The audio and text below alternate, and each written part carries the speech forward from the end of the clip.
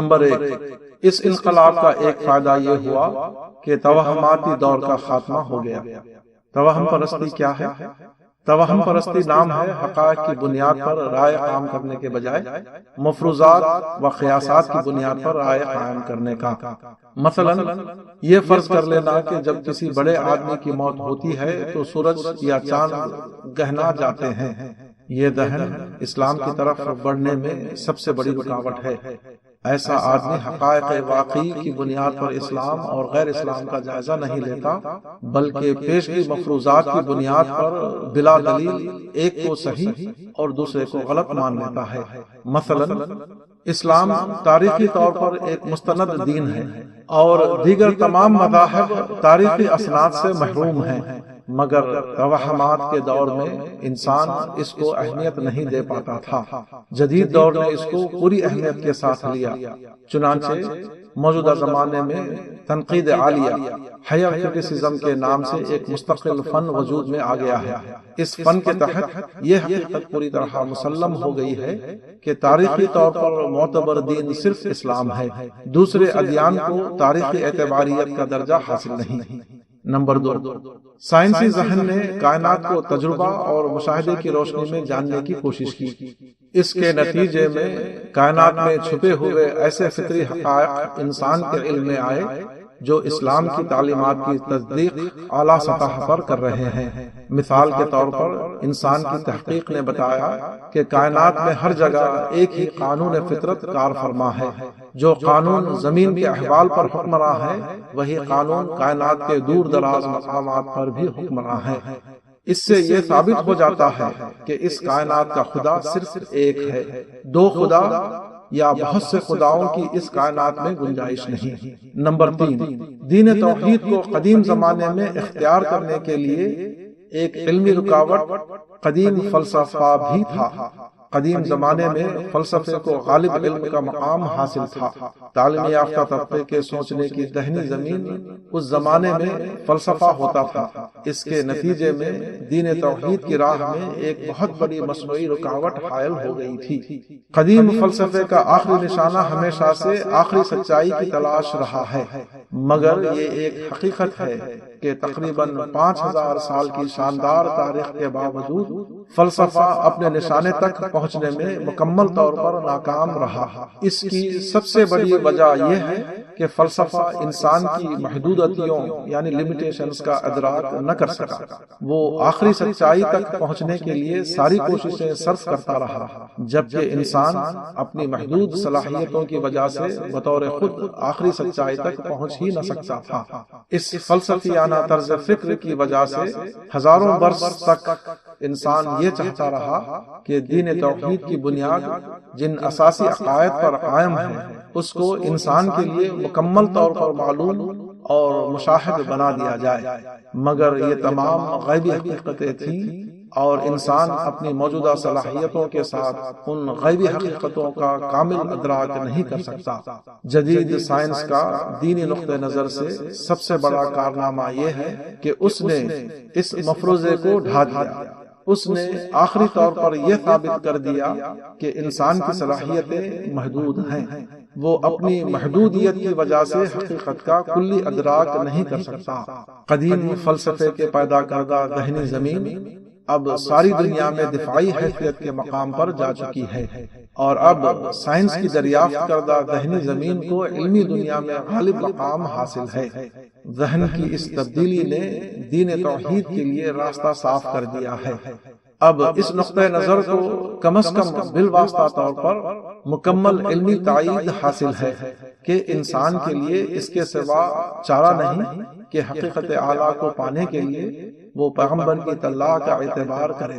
اب یہ مطالبہ سراسر غیر علمی مطالبہ بن چکا ہے کہ خدا اور وحی اور آخرت کو ہماری آنکھوں سے ہمیں دکھاؤ، اس کے بعد ہی ہم اس پر ایمان لائیں گے۔ معلوم تاریخ میں یہ پہلا واقعہ ہے کہ خود علم انسانی نے یہ ثابت کر دیا ہے کہ انسان کا علم محدود ہے اور ہمیشہ محدود رہے گا۔ انسان سائنسی ذرائع سے جب کائنات کی کھوج کرتا ہے تو اس پر یہ حقیقت منکشف ہوتی ہے کہ کائنات اس سے زیادہ پیچیدہ ہے کہ انسان کا محدود ذہن ذہن اس کا احاطہ کر سکے۔ سائنس کی یہ دریافت اسلامی نقطۂ نظر سے بے حد اہم ہے، کیونکہ اس سے رسالت کی اہمیت ثابت ہوتی ہے۔ ایک طرف انسان کا یہ حال ہے کہ وہ حقیقت کو آخری حد تک جان لینا چاہتا ہے، دوسری طرف انسان اپنی بناوٹ کے اعتبار سے ایسی محدودیت کا شکار ہے کہ وہ کبھی بھی حقیقت کو آخری حد تک نہیں جان سکتا۔ انسانی زندگی کا یہ خلا واضح طور پر یہ بتاتا ہے کہ اس کو ایک برتر رہنما کی ضرورت ہے۔ اسی برتر رہنما کا دوسرا نام پیغمبر ہے۔ انسانی محدودیت کے بارے میں سائنس کے اقرار نے پیغمبر کی ضرورت کو خالص علمی سطح پر ثابت کر دیا ہے۔ نمبر 4، قدیم زمانے میں انسان کو اظہار رائے کی آزادی حاصل نہ تھی۔ اس کی اصل وجہ بادشاہوں اور بڑے انسانوں کے تقدس کا عقیدہ تھا۔ جو لوگ کسی وجہ سے اونچے مقام پر پہنچ جاتے ان کو مقدس سمجھ لیا جاتا، ان کی رائے دوسروں سے برتر مانی جاتی، ان کو یہ حق مل جاتا کہ جس طرح چاہیں دوسروں کو اپنی مرضی کا پابند بنائیں۔ توحید کے انقلاب نے انسانی بڑائی کا خاتمہ کیا اور یہ اعلان کیا کہ کسی انسان کو دوسرے انسان پر فضیلت نہیں۔ اس کے بعد تاریخ میں ایک نئی فکری لہر چل پڑی۔ یہی وہ فکری لہر ہے جس کی سیاسی تکمیل بالآخر یورپ میں جمہوریت کی صورت میں ہوئی۔ جمہوری انقلاب نے تمام انسانوں کو برابر ٹھہرا دیا۔ ہر شخص کے لیے یہ فکری حق تسلیم کر لیا گیا کہ وہ اپنے ضمیر کے مطابق جو چاہے لکھے اور جو چاہے بولے۔ اس انقلاب نے تاریخ میں پہلی بار اس بات کو ممکن بنا دیا کہ خدا کے دین کی تبلیغ اس طرح کی جائے کہ تبلیغ کرنے والے کے لیے کسی طرح کی پکڑ دھکڑ کا اندیشہ نہ ہو۔ نمبر 5، سائنس نے آج کے انسان کے لیے خدا کی بہت سی وہ مادی نعمتیں کھولی ہیں جو ہزاروں برس سے کائنات کے اندر چھپی ہوئی تھیں۔ ان میں اسلامی دعوت کے نقطۂ نظر سے سب سے اہم جدید ذرائع مواصلات ہیں، پریس، ریڈیو، ٹیلی ویژن اور اسی طرح مختلف قسم کی تیز رفتار سواریاں۔ یہ چیزیں اسلام کے حق میں عظیم نعمتیں ہیں۔ ان کو استعمال کر کے اسلامی دعوت کو عالمی سطح پر پھیلایا جا سکتا ہے۔ یہ مواقع جو عین اسلامی دعوت کے حق میں ہیں پچھلے 1000 سالہ عمل کے نتیجے میں پیدا ہوئے ہیں۔ پچھلے زمانے میں جس طرح اللہ تعالیٰ نے 2500 سالہ عمل کے ذریعے اسلام کے غلبہ اول کے حالات فراہم کیے، اسی طرح اس نے دوبارہ 1000 سالہ عمل کے نتیجے میں اسلام کے غلبہ ثانی کے حالات فراہم کر دیے ہیں۔ تاہم یہ حالات و مواقع خود اپنے زور پر واقع نہیں بن جائیں گے۔ اس امکان کو واقع بنانے کے لیے زندہ انسانوں کی ایک جماعت درکار ہے۔ ایسی ایک جماعت اگر کھڑی ہو جائے تو قریبی مستقبل میں اسی طرح دوبارہ اسلام کو فکری غلبہ مل سکتا ہے جس طرح قرون اول میں اس کو شرک کے مقابلے میں فکری غلبہ حاصل ہوا تھا۔ اوپر جن امکانات کا ذکر ہوا وہ تقریباً 100 سال سے ایسی کسی جماعت کا انتظار کر رہے ہیں، مگر بدقسمتی سے ایسی کوئی جماعت ابھی تک کھڑی نہ ہو سکی۔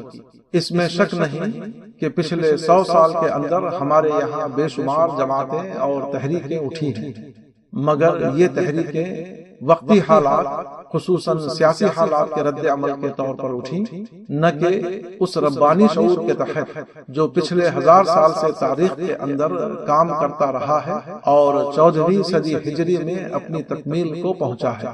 سیرت کی کتابوں میں آتا ہے کہ بدر کے میدان میں جب طاقتور اہل کفر بظاہر کمزور اہل ایمان کے اوپر ٹوٹ پڑے تو رسول اللہ صلی اللہ علیہ وسلم شدت احساس کے تحت سجدے میں گر گئے اور اللہ تعالیٰ سے نصرت کی دعائیں مانگنے لگے۔ اس نازک لمحے میں آپ کی زبان سے جو کلمات نکلے ان میں سے ایک جملہ یہ تھا، اللہم ان تہلک ہذہ العصابہ لا تعبد بعدہا فی الارض۔ خدایا اگر یہ گروہ ہلاک ہو گیا تو اس کے بعد زمین میں تیری عبادت نہ ہوگی۔ یہ کوئی مبالغہ نہ تھا، حقیقت یہ ہے کہ وہ 313 روحیں جو بے سر و سامانی کے باوجود بدر کے معرکے میں کھڑی ہوئی تھیں، یہ محض عام قسم کے 313 لوگ نہ تھے۔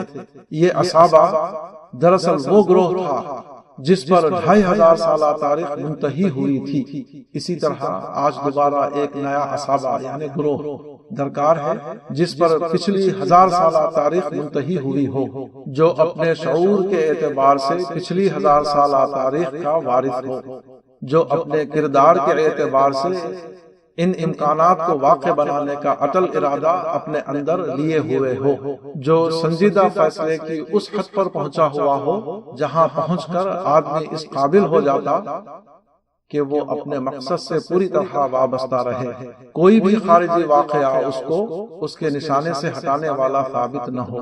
یہی وہ لوگ ہیں جو خدا کے کاغ میں اپنا کاغ ملائیں گے اور بالآخر یقینی کامیابی کی منزل تک پہنچیں گے۔